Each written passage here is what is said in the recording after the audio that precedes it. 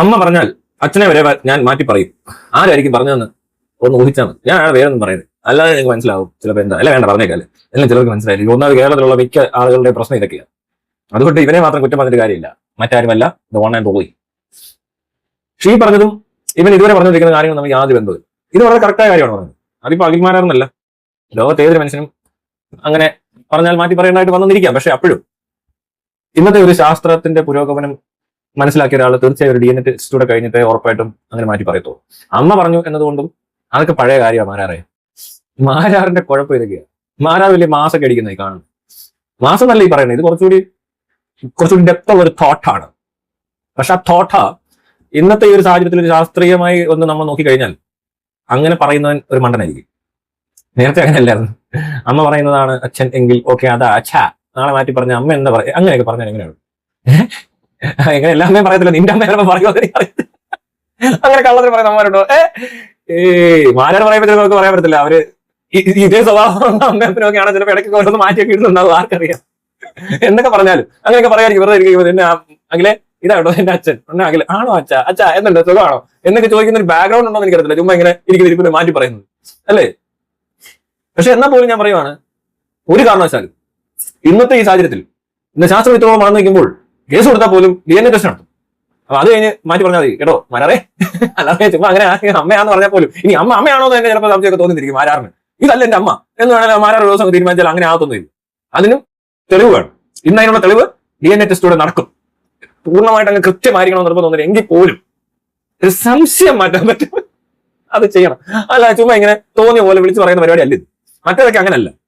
നിലപാട് എന്താണ് അല്ലെങ്കിൽ ഈ പറഞ്ഞ കാര്യങ്ങൾ എന്താണെന്നുള്ളത് മനസ്സിലാവാത്തതുണ്ട്. ആരാണ് തോന്നിയ പോലെ തോന്നി. ഇപ്പൊ റോബിൻ ഇതേപോലെ തന്നെ ഒരു ക്യാരക്ടർ ഉള്ളത്. ഇതേപോലെ തന്നെ പൈസയുടെ കാര്യം പറഞ്ഞിട്ടുണ്ട്. ഇവർ രണ്ടുപേരുടെ സ്വഭാവം ഒരുപോലെ. അവർ രണ്ടുപേരും BJP എത്തിയിട്ടുണ്ട്. രണ്ടുപേരും ഇലക്ഷൻ മത്സരിച്ചിട്ടുണ്ട്. കോപ്രായങ്ങൾ മൊത്തം കാണിച്ചിട്ട് അവസാനം തള്ളിയും പറയും. റോബിൻ അതിന് മുമ്പോട്ട് പറയുന്നുണ്ട് BJP എന്ന് പറഞ്ഞാൽ വർഗീയവാദികളാണ്. ഞാനൊരു ഭയങ്കര ബിസിനസ്സുകാരനാണ്. എന്താ ബിസിനസ് എന്ന് ചോദിച്ചപ്പോൾ കടം മേടിച്ചിട്ട് തിരിച്ചു കൊടുക്കത്തില്ല. നല്ല ബിസിനസ് അല്ലേ? ആൾക്കാരെ പറ്റിക്കുന്നു. ചുമ്മാ ഓരോന്നൊക്കെ പറഞ്ഞാൽ അതുകൊണ്ട് ഇതൊട്ട് മറ്റാക്കാം മറിച്ചാക്കാൻ ഇങ്ങനെ തട്ടിപ്പടക്കുന്നു ഒത്തിരി പേര് നമ്മുടെ നാട്ടിലുണ്ട്. അതിനകത്ത് ഒരാൾ മാത്രമാണ് റോബിന്റെ സംസാരവും ഇടപെടലും ആൾക്കാരായിട്ടുള്ള ഡീലും ഇമാതി ഊരിണ്ട് വരേണ്ടുള്ള കളികളും. കാശ് മേടിച്ചിട്ട് പോട്ടെ, കൊടുക്കാൻ പൈസ ഇല്ലെങ്കിൽ അതിനനുസരിച്ച് ജീവിക്കുകയോ പെരുമാറുകയോ ചെയ്യണം. അല്ലാതെ അവരെ കുറ്റം പറയുക, ഹണി ട്രാപ്പ് പോലെ ആക്കാൻ പോയി, എന്നെ അങ്ങ് ചതിക്കാൻ പോയി, മറ്റേതാക്കാൻ പോയി, മറിച്ചാക്കാൻ പോയി, കള്ളക്കഥകളൊക്കെ ഇറക്കി അവരുടെ കാശ് കൊടുക്കാതിരിക്കാനുള്ള മാർഗ്ഗങ്ങളൊക്കെ നോക്കി തെളിവുണ്ടാക്കണം. അതില്ലാതെ പറ്റത്തില്ല. അപ്പൊ ആ വിശ്വാസവഞ്ചന എന്നൊക്കെ പറയുന്ന സാധനം നടക്കുന്നുണ്ട് ഇതിന്റെ ഇടയിലൊക്കെ. അതൊക്കെ വളരെ എവിഡന്റ് ആണ്. അതിന് ഒരു പ്രൂഫ് ഒന്നും അല്ല വേണ്ടത്. അങ്ങനെയൊന്നും കിട്ടണ്ടോ ആൾക്കാർക്ക് ഇത് മനസ്സിലാക്കാൻ? അതിനുള്ള ബോധം പോലും ഇല്ലാതെ ഒന്ന് ആലോചിക്കും. ഈ രണ്ട് കാര്യങ്ങൾ എടുത്ത് നോക്കിക്കഴിഞ്ഞാൽ ഒരു കൂട്ടി പറയും റോബിന് തെളിവുണ്ടോ? അതിന് ശാസ്ത്രീയമായ തെളിവ് എവിടെ? അത് പൈസയുടെ ഡീലാണ്. ആ പൈസ അന്നത്തെ ദിവസം അവര് ക്യാഷ് ആയിട്ട് എടുത്തിട്ടുണ്ടെങ്കിലും ഇത് കൊടുത്തിട്ടുണ്ടെങ്കിലും സാക്ഷികളോ അല്ല അങ്ങനെയുള്ള കാര്യങ്ങൾ. പിന്നെ ഇവിടെ കോൾ റെക്കോർഡിങ് ഇതിനകത്തു നിന്നൊക്കെ മനസ്സിലാക്കാനൊക്കെ പറ്റത്തുള്ളൂ. അല്ലാതെ ഇവൻ പറയുന്ന പോലെ എല്ലാം അങ്ങനെ ആയിരിക്കണം നിർബന്ധമൊന്നുമില്ല. ബാക്കി പൈസ മേടിച്ചിട്ടുണ്ടെങ്കിൽ തെളിവുണ്ട്, ഗൂഗിൾ പേ ചെയ്തതിന് തെളിവുണ്ടാവും, ബാങ്ക് ട്രാൻസാക്ഷൻ തെളിവുണ്ടാവും. അതൊക്കെ ശരിയാണ്. പക്ഷെ ഞാൻ പറയുന്നത് ഇപ്പൊ ഇങ്ങനൊരു ഫെസിലിറ്റീസ് ഉള്ള സ്ഥലത്ത് ഒരിടത്തും ഒരു കാരണവശാലും ക്യാഷ് ആയിട്ട് ആർക്കും പൈസ കൊടുക്കരുത്. അതെല്ലാം ബാങ്ക് ത്രൂ മാത്രം. നമുക്ക് അറിയണ്ടേ നമ്മൾ എത്ര രൂപ മേടിച്ചിട്ടുണ്ട്? അല്ലെങ്കിൽ എന്തെങ്കിലും ഒരു പ്രശ്നം ഉണ്ടായാൽ തന്നെ അവരും കള്ളം പറയാം, നമ്മളും കള്ളം പറയാം. കള്ളം പറയുന്ന ആൾ എന്താണേലും രക്ഷപ്പെടാൻ പാടില്ല. മനസ്സിലായോ? 1000 കുറ്റവാളികൾ രക്ഷപ്പെട്ടാലും മുനിയാണ്ടി രക്ഷപ്പെടരുത് എന്ന് പറഞ്ഞൊരു സിനിമ ഡയലോഗ് ഉണ്ട്. കമലഹാസന്റെ മുനിയാണ്ടി എന്ന പടം കണ്ടാൽ മനസ്സിലാവും. രസം, അത് നല്ല ഡയലോഗാണ്. 1000 നിരപരാധികൾ ശിക്ഷിക്കപ്പെട്ടാലും മുനിയാണ്ടി രക്ഷപ്പെടരുത് അങ്ങനെയാ പറയുന്നത്.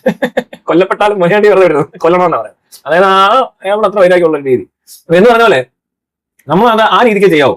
അപ്പൊ അത് തുടങ്ങുമ്പോഴേ നമ്മൾ ആ ഒരു റീസൻസി എവിടെ ഇതിപ്പോ എന്ത് ചെയ്യുന്നത്? ചിലപ്പോൾ ഞാനായിരിക്കാം. ഞാൻ ചിലപ്പോ നാളെ എന്റെ സ്വഭാവം അറിയാൻ പോലും ഉണ്ടല്ലോ, എനിക്ക് എന്റെ മാനസിക നില തെറ്റിയാൽ പോലും നമ്മൾ ആ സമയത്തുള്ള ഡീലുണ്ട് നമ്മൾ തമ്മിൽ, ഞാനും ഈ പറഞ്ഞ ആളും തമ്മിൽ. എന്റെ ഒരു ആവശ്യം അല്ല എന്റെ ഒരു എന്തോ ആയിക്കോട്ടെ, അത് മനുഷ്യർ തമ്മിലുള്ള എല്ലാ ഇടപാടുകളിലും നല്ലതായിരിക്കും. നമ്മൾ ചെയ്യുന്നത് എന്താണെന്ന് വെച്ചാൽ ഇപ്പൊ എനിക്ക് ഞാൻ മേടിച്ചാലും കൊടുക്കുന്ന ഞാൻ അധികം ശ്രദ്ധിക്കാറില്ല, അല്ലെങ്കിൽ ഞാൻ ഈ തിരിഞ്ഞു കളിക്കാറില്ല. അതുകൊണ്ട് അവർക്ക് ഒരു ബുദ്ധിമുട്ടുണ്ടാകാത്ത രീതിയിലായിരിക്കണം എല്ലാം സെറ്റ് ചെയ്യുന്നത്. നമ്മളാണ് ബുദ്ധിമുട്ടിയേക്കാം, പക്ഷെ നമ്മുടെ അന്നത്തെ ഒരു ബുദ്ധിമുട്ടിലോ അല്ലെങ്കിൽ എവിടെയെങ്കിലും ഒരു ആവശ്യത്തിന് ഒരാൾ സഹായിക്കുകയോ സഹകരിക്കുകയോ അല്ലെങ്കിൽ എന്താ പറയാ നമുക്ക് വേണ്ടിയിട്ട് ഒരു ഉപകാരമൊക്കെ ചെയ്തു കഴിഞ്ഞാൽ അത് അവർക്കൊരു ഭാരയാവരുത് ഒരു കാലത്തും. അതെന്ത് ബന്ധം വേണേലും ആകാം. ഒരു പ്രാവശ്യം എനിക്ക് അങ്ങനെ പറ്റിയിട്ടുണ്ട്. അതിൽ പിന്നെ ഞാൻ ഒരു കാര്യവും അങ്ങനെ ചെയ്യാറില്ല. ഇങ്ങോട്ട് കിട്ടിയിട്ടുണ്ട്, അങ്ങോട്ട് മനഃപൂർവ്വം ചെയ്തല്ലെങ്കിൽ പോലും സംഭവിച്ചിട്ടുണ്ട്. അതിൽ പിന്നെ പല കാര്യങ്ങളും ശ്രദ്ധിച്ചാൽ ചെയ്യുന്നു.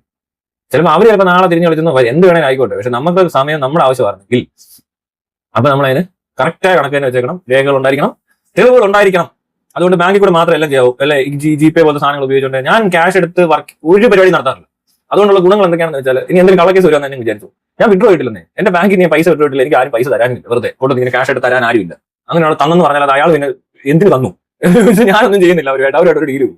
അപ്പൊ അതുകൊണ്ടുള്ള ഗുണങ്ങൾ എന്തൊക്കെയാണെന്ന് ചോദിച്ചാൽ വല്ല കഞ്ചാവെന്നോ MDMA എന്നൊക്കെ പറഞ്ഞുകൊണ്ട് വല്ലവരും വല്ല കാണിച്ചാൽ പോലും എനിക്ക് എന്റെ കയ്യിൽ തന്നെ ഇത്രയും പൈസ വന്നിട്ടുണ്ട്, ഇതിനിടെ ഇത്രയും രൂപ ഞാൻ എവിടെ കൊണ്ട് കൊടുത്തു, അത് ഞാൻ ക്യാഷ് ആയിട്ട് എടുക്കത്തില്ല, ഒന്നും ചെയ്യത്തില്ല.